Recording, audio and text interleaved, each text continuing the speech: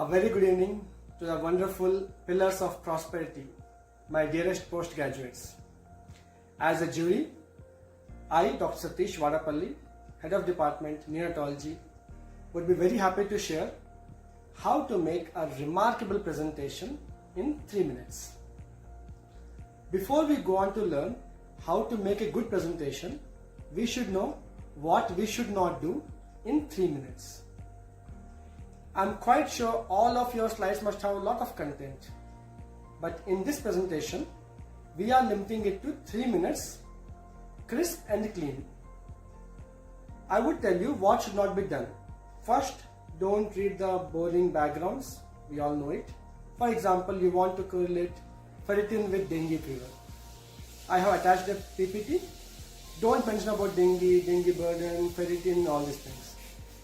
Come straight on to the title and your aims and objectives.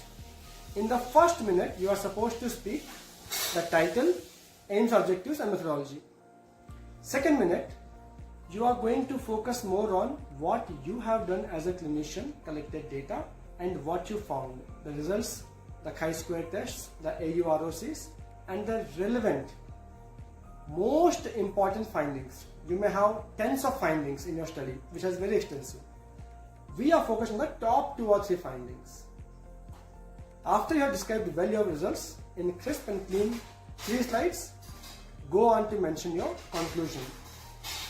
In conclusion, don't repeat the whole thing. In conclusion, repeat or emphasize on the take-home message. So based on this study, I recommend that ferritin should be done in every dengue patient to understand the severity. With these don'ts, now we move on to understand what should we do.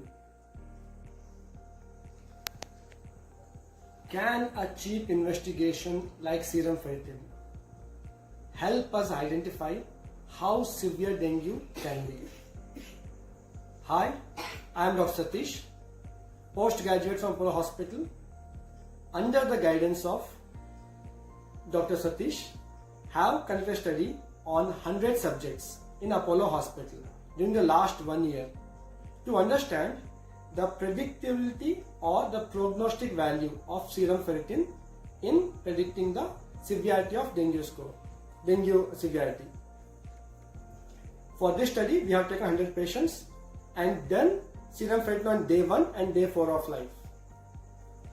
As you can see in the slides below, day 1, serum ferritin could identify 85% of the severity in dengue, and on day 4, the prediction value rose up to 94%, which is very well shown by the AUROC graph, which reaches 94% accuracy.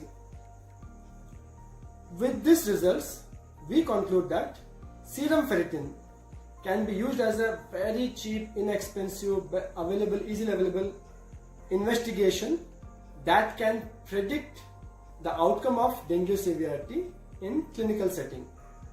I recommend ferritin should be done on day 1 and day 4 for all the patients who are dengue positive. Thank you all. Any questions?